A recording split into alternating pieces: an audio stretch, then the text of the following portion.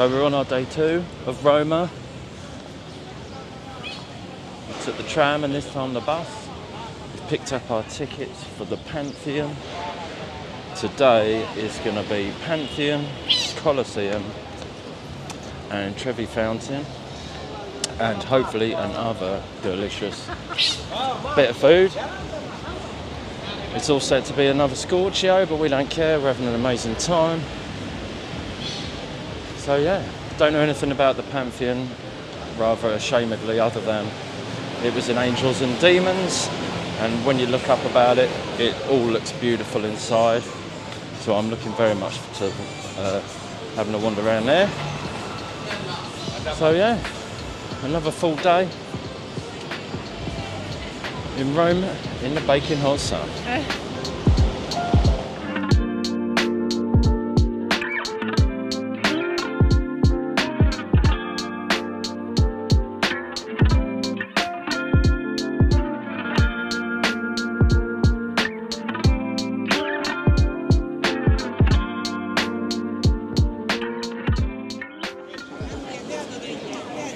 So we've arrived. It looks so old. When you get round the side, it's like really old, circular type brickwork. Old brick. It's a really awesome building. Just think, old Tom Hanks has been trundling around here, babes.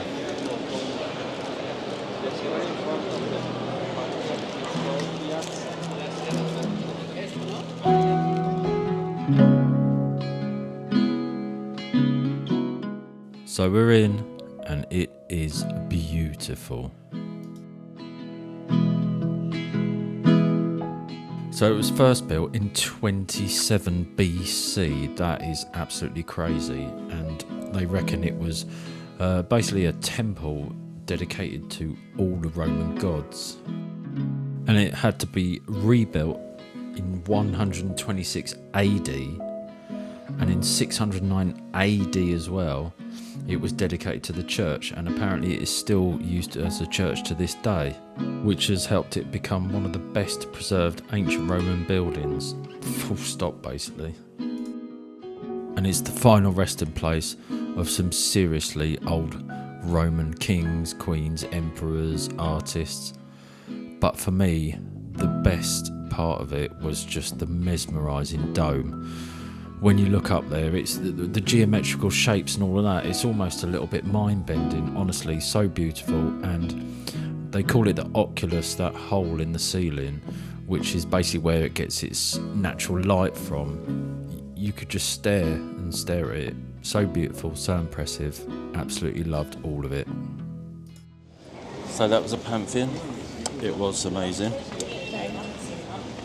Very impressive. Yeah, the dome and that oculus, they call it, in the ceiling. It's pretty special. I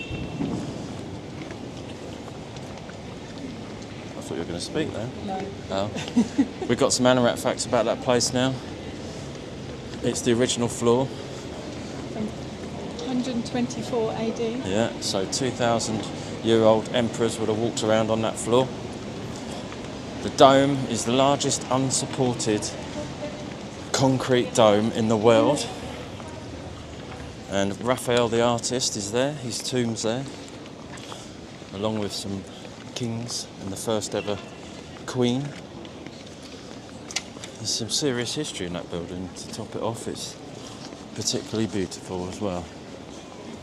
So yeah, off to the Colosseum now, which is where I've wanted to go for a long, long time.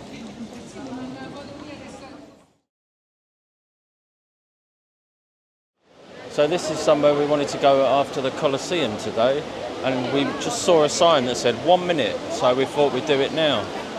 It's the Trevi Fountain, and it's absolutely beautiful. There you go. The water's really blue. All the sculptures are awesome. people are chucking money in like they always do. What is it? Apparently if you throw a coin in with your right hand over your left shoulder, You'll return to Rome. you'll return to Rome. As you can see, it's pretty busy.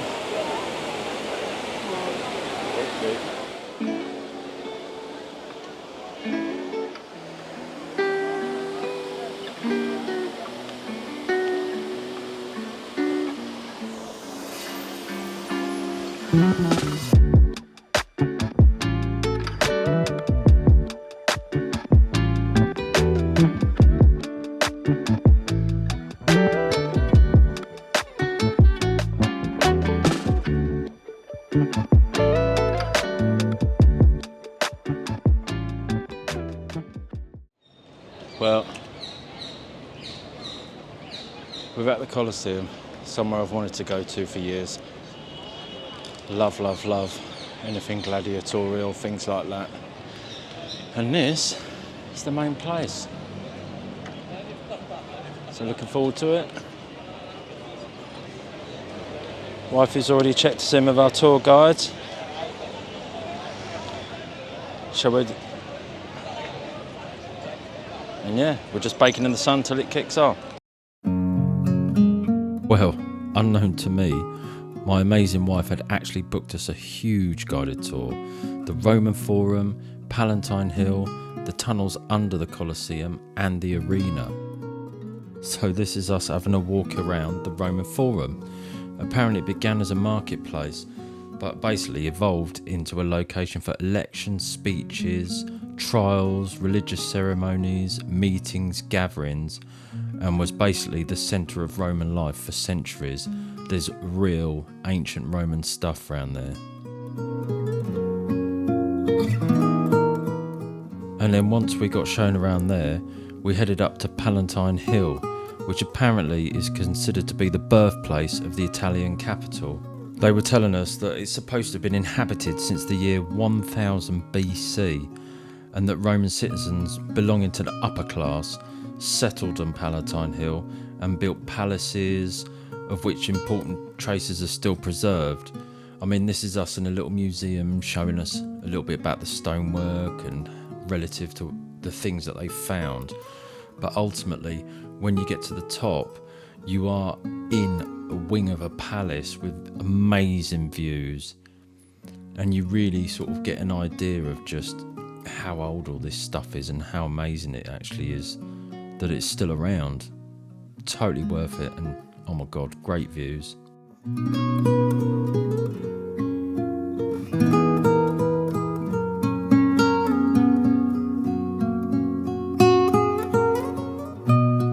All finished off with a cheeky little stroll through the palace gardens before heading down to the main event, the Colosseum.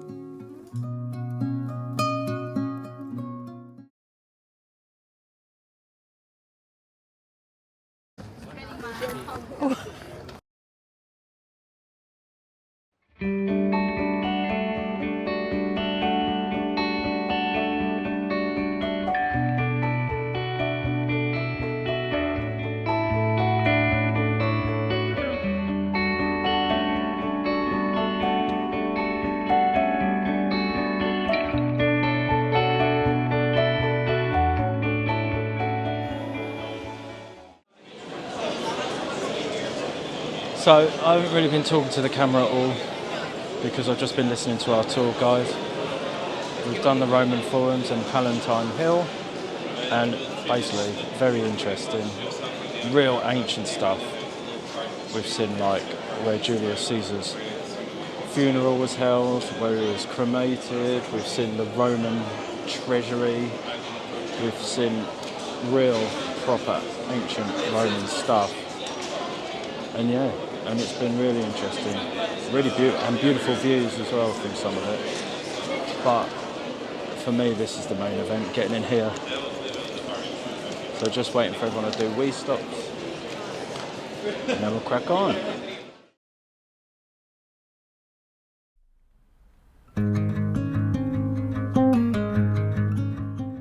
So this is us on our underground tunnels tour.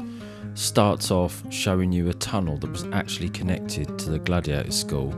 That was weird, sort of being stood there thinking that those guys would have come through there. You got to see some of the armour and the weapons that those guys would have worn. Proper brutal stuff.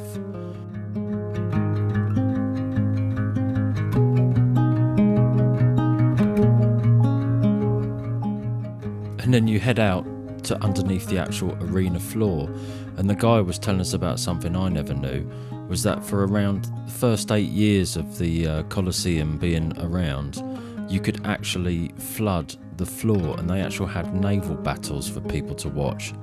Crazy. You got to see where they kept the animals, where they had like elevators to get the men and all the animals into the arena. I'm not going to lie, it was quite... You had to use your imagination at times because obviously it's quite ancient. But yeah, it was really interesting just to see how it all would have worked. And then, of course, onto the arena.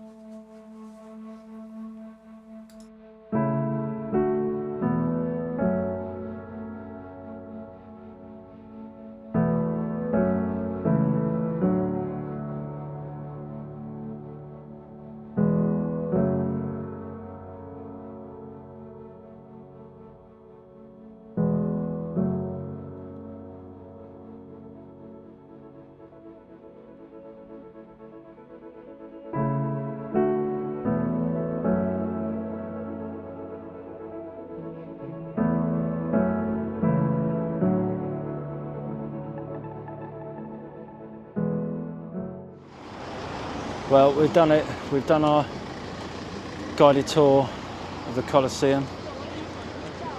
Amazing, as you'd expect me to say. But it was brilliant, wasn't it? It was very good. The walk, where was it? The walk down to the sort of the old Roman Forum. And Palentine Hill. Yeah. There was so much there. I wasn't expecting that at all, really. No. Really interesting. Yeah, absolutely loads. And then the Colosseum, getting down in the tunnels was brilliant. You could sort of see all the different way it was built and all where they had the lifts to get the animals and the people up and so on. And then the actual arena itself was just amazing. And the fact that it's still stood here after all this time. So yeah, so now we're just hoping we can repeat Dinner of Awesomeness number 2. So we've gone to the same website, we've got a recommendation from that, and we'll see what happens.